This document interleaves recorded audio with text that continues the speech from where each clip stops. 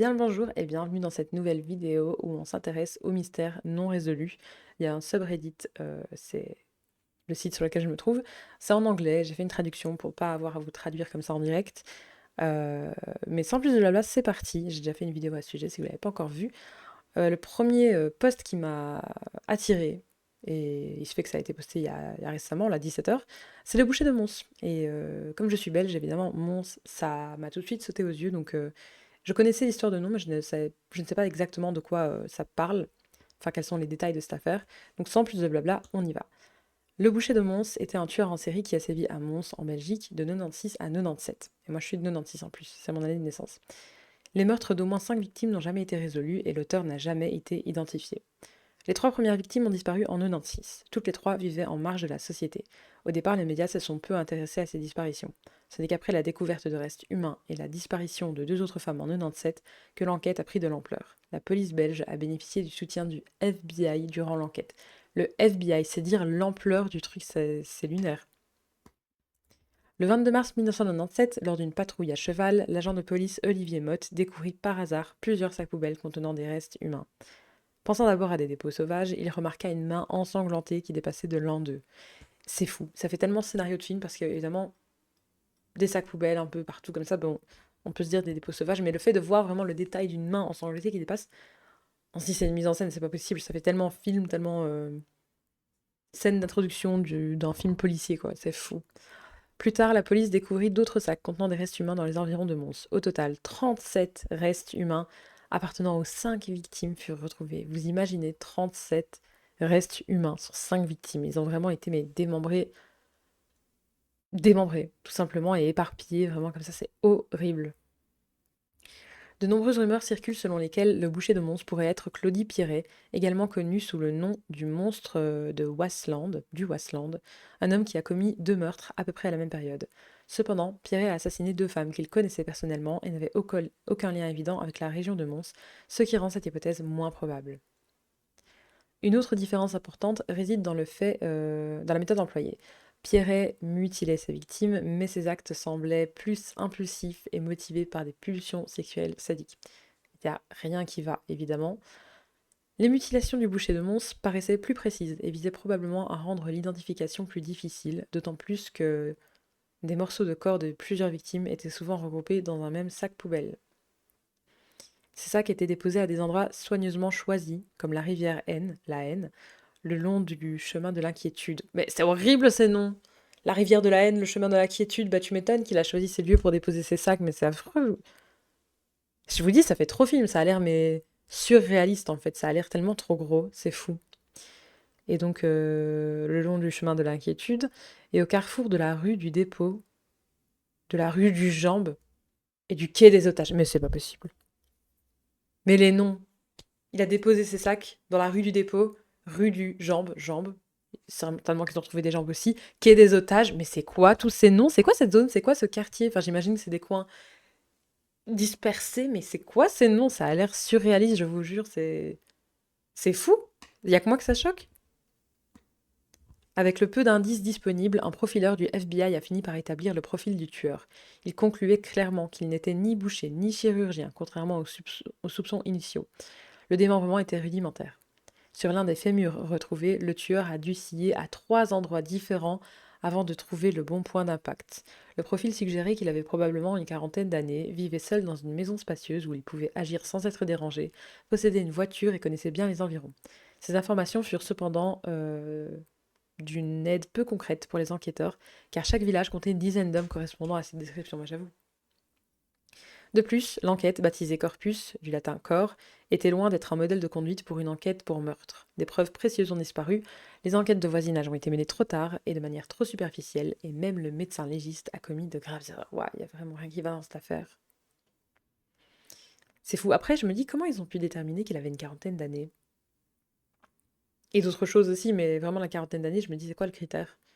Parce que se dire qu'il vivait seul dans une maison spacieuse, bah oui, on peut se dire que niveau logistique, c'est horrible de dire ça comme ça, mais niveau logistique, évidemment que j'imagine que le démembrement qu'il faisait, il devait pas être dérangé, il devait avoir l'espace pour le faire, etc. Mais une voiture, certainement que c'était éparpillé à gauche, à droite, etc. Mais 40 ans, comment ils peuvent se dire qu'il a une quarantaine d'années? Je ne sais pas.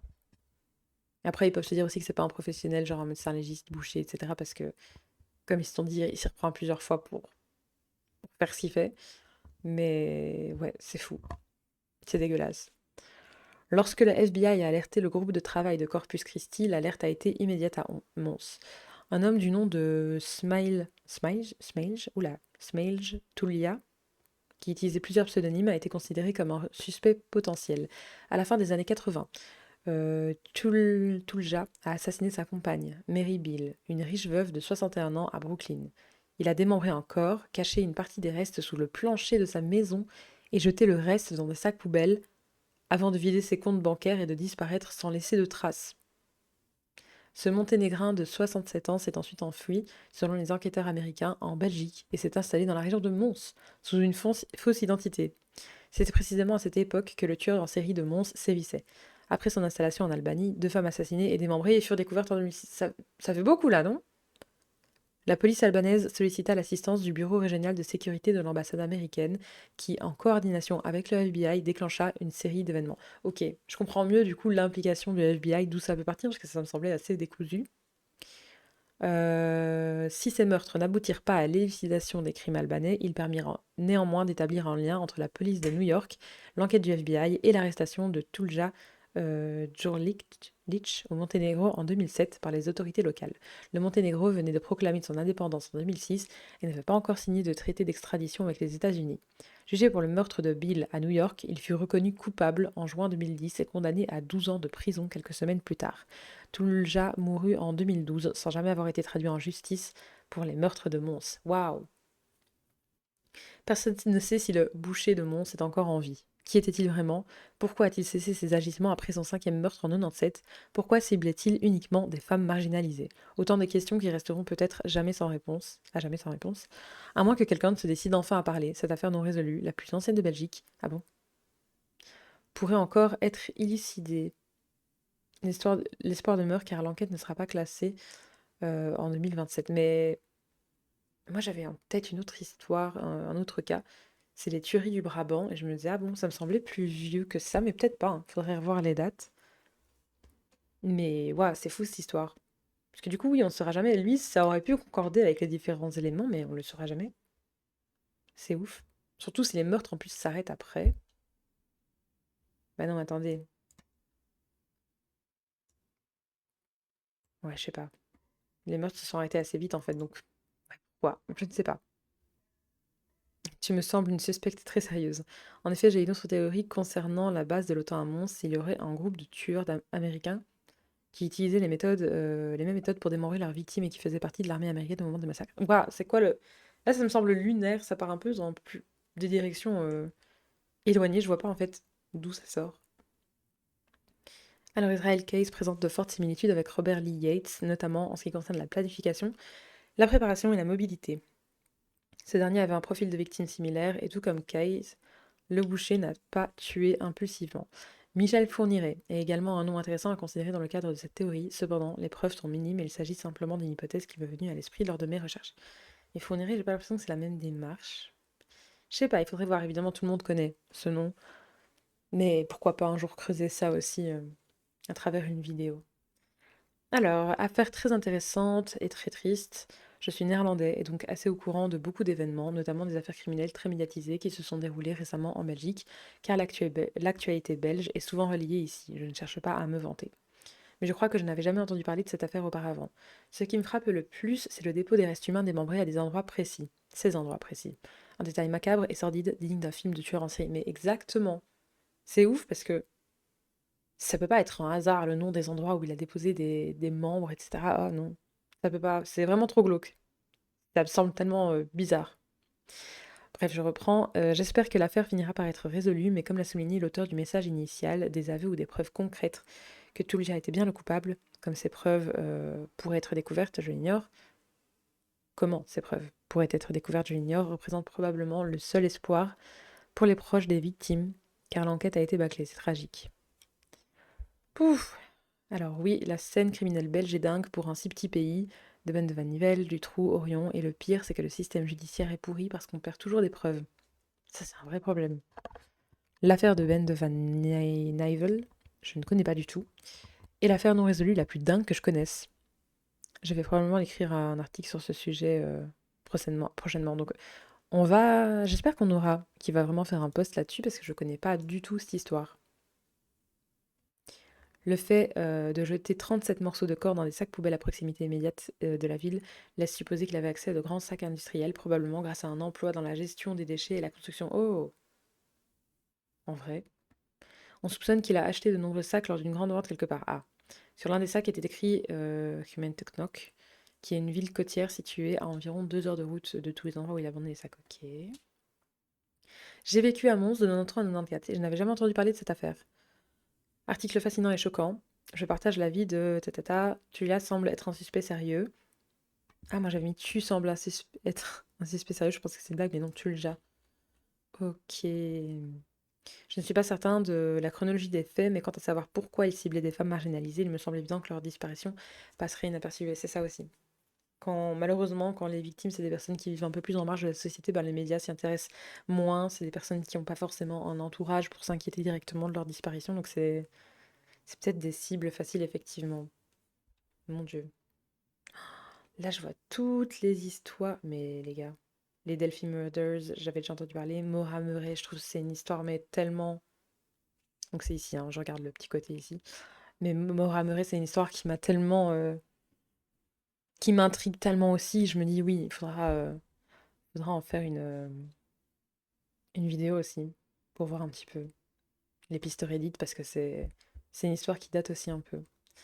Alors, le deuxième article sur lequel je me suis arrêtée, c'est Qui est l'homme d'Echo Point? La police australienne espère que l'ADN permettra de résoudre cette affaire non élucidée de 2004.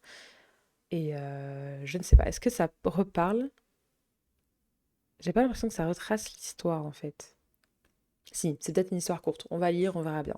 Le 4 juin 2004, le corps d'un homme a été retrouvé dans la brousse à Echo Point, à Katoomba, un site touristique populaire de l'État australien de Nouvelle-Galles du Sud. Malgré des enquêtes approfondies menées au cours des 22 dernières années, la police n'a jamais été en mesure de l'identifier. Ah oui, c'est un John Doe, comme on dit. John Doe, Jane Doe, quand on a des corps non identifiés. Des analyses ADN poussées ont désormais révélé que l'homme surnommé l'homme d'Echo Point avait probablement des origines lettonnes. La police affirme également qu'il avait plus de 60 ans. Au moment de sa découverte, l'homme d'Echo Point portait une chemise bleue boutonnée, un cardigan rouge, une veste en crème, un pantalon en velours côtelé bleu, une ceinture noire et des bottes de travail marron. Des images de reconstitution faciale en 3D publiées précédemment indiquaient qu'il était probablement caucasien, avec des cheveux gris clairs et une calvitie frontale. Il mesurait environ 178 cm, 1,78 m, et était de corpulence moyenne. Une note liée à l'homme a également conduit les enquêteurs à penser qu'il souffrait de graves problèmes de vue au moment de son décès. Malgré les appels précédents, personne ne s'est jamais manifesté pour dire qu'il avait été reconnu. Le surintendant John Nelson, du commandant de la zone de police des Blue Mountains, a déclaré qu'ils espéraient que la publication de ces nouvelles informations sur les origines de l'homme d'Echo Point permettrait à son équipe de trouver des pistes. Nous lançons un appel à toutes les personnes disposant d'informations concernant un homme disparu depuis le début des années 2000, possiblement d'origine lettonne ou d'Europe centrale, afin qu'elle contacte la police, a-t-il déclaré dans un communiqué. La communauté lettonne est sollicitée pour aider à résoudre une énigme. Le commissaire Nelson a déclaré à la radio 2GB que la police demandait également aux membres de la communauté lettonne d'Australie de fournir des échantillons d'ADN dans l'espoir que cela aiderait les enquêteurs à résoudre l'énigme. Pour les auditeurs internationaux, 2GB est une station de radio d'information et de débat basée à Sydney. Il a pu émigrer n'importe où entre les années 50 et le début des années 2000. Peut-être s'agit-il d'un ami avec lequel quelqu'un a perdu contact pendant cette période, ou d'un oncle ou d'un frère perdu de vue depuis longtemps, a-t-il déclaré. Le commissaire Nelson a déclaré que l'enquête du coroner sur sa mort avait abouti à une conclusion indéterminée. Il a indiqué que des articles de toilette personnelle avaient été retrouvés près de son corps, ce qui laissait supposer qu'il se trouvait peut-être sans domicile fixe ou qu'il dormait dans la rue au moment de son décès. La police ne soupçonne aucun acte criminel. Donc là, c'est vraiment un cas, un John Doe qu'on n'a pas su identifier. J'ai skippé les images, mais je pensais que c'était des liens d'articles. Mais écoutez, on va cliquer. Donc le corps de cet homme a été retrouvé en 2004. Ok. Waouh, ça m'a fait peur. Donc c'est une reconstitution, j'imagine, hein, pour voir ce à quoi l'homme en question aurait pu ressembler. Ça, c'est le sac. Ouais, sac à dos retrouvé sur l'homme. Un mot joint à l'homme indiquait que son auteur était dans la capacité de travailler en raison de problèmes de vue. Ok, c'est comme ça qu'il s'en suit. To whom it may concern, inside absolute shit. Floating cables on increase, unable to work any longer. No cure, I'm told. Donc pas de soins. Mais oui, parce que c'est un mot, moi je pensais que c'était un certificat médical ou quoi, non, c'est vraiment un mot comme ça de... C'est ouf. Et alors là, une paire de ciseaux à droite retrouvés dans le sac à dos. Et donc la reconstitution 3D de son visage et de ce à quoi l'homme aurait pu ressembler. Ben franchement, je suis speechless, je sais pas quoi dire. C'est un peu, c'est des éléments qui, en soi, nous choqueraient pas dans un autre contexte, mais là, tout de suite, on se dit, ah, c'est un peu particulier. Alors, merci pour l'accueil positif réservé à notre publication d'il y a 2 semaines concernant Peter Falconio. Ah, what do you mean? Bah, c'est quoi le rapport?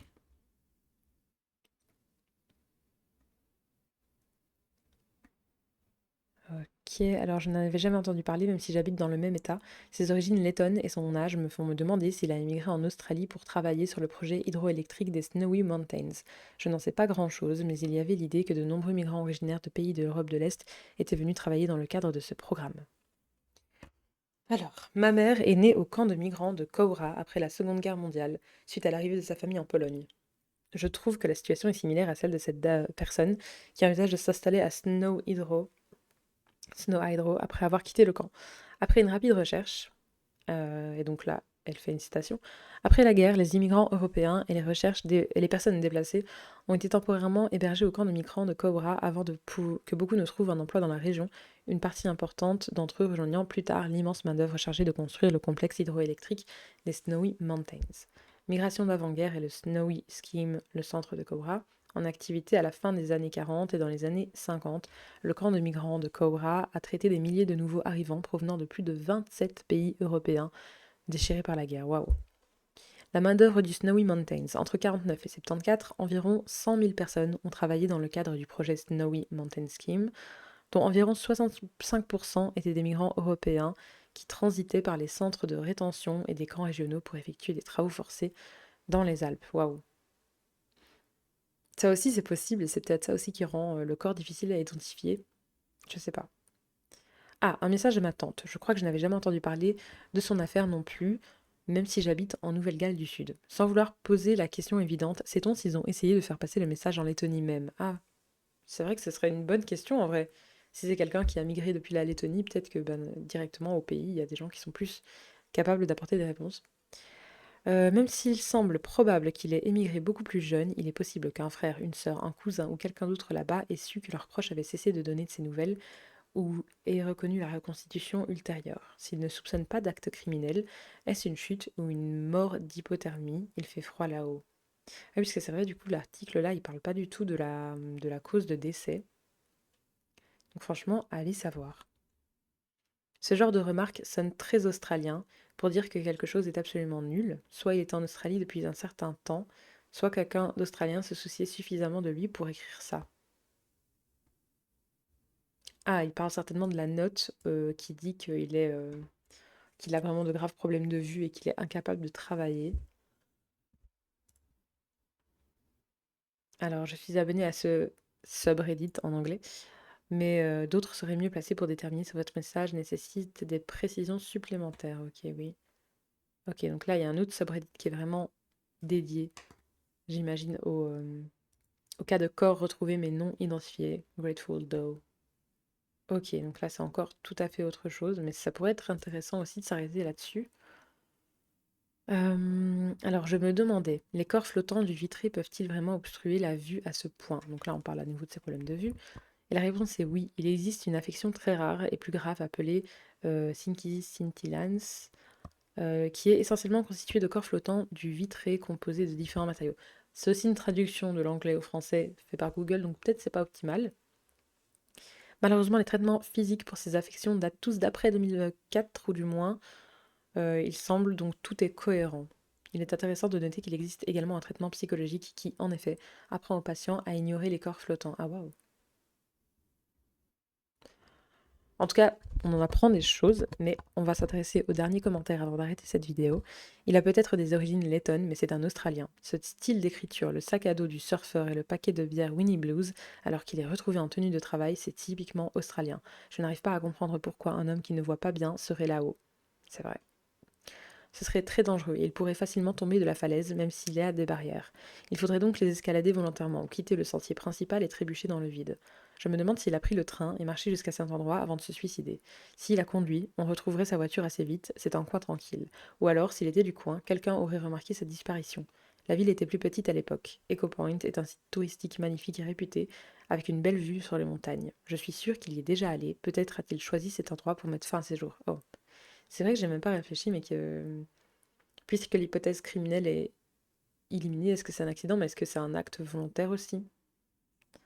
Donc il y a quelqu'un qui répond et qui dit oui, je dirais au moins 10 ans ici en Australie, probablement plus, et il a peut-être été scolarisé ici vu son style d'écriture. Mais après, est-ce que c'est lui qui a écrit le mot ou est-ce que c'est quelqu'un qui a écrit pour lui? Je sais pas. Le rythme et le ton de la note évoquent également quelqu'un qui a complètement adopté une personnalité culturelle australienne. Je suis enfant d'immigrés, il était adolescent lorsqu'il est arrivé ici. Il parle comme ça. Il avait le même âge que mon père à l'époque. Je pense qu'il est arrivé ici avec sa famille lorsqu'il était enfant. Il n'avait pas plus de 16 ans et que sa famille est peut-être décédée ou qu'ils sont brouillés. Eh ben, écoutez, je connaissais pas du tout cette histoire. Vous voyez que j'avais préparé un troisième onglet, mais je pense qu'on va pas la faire trop longue. Ou alors est-ce qu'on y va quand même? Non, j'essaye de pas faire des vidéos trop longues. Et en même temps, je me dis, ouais, peut-être que des vidéos longues, c'est sympa aussi. Vous me direz ce que vous préférez en commentaire, dans tous les cas. Si encore une fois, vous avez des éléments qui ne sont pas mentionnés dans les posts qu'on a lus, n'hésitez pas à me les dire en commentaire pour étayer un petit peu tout ça. En attendant, merci beaucoup, beaucoup, beaucoup d'être resté jusqu'au bout et à très très vite pour une prochaine vidéo.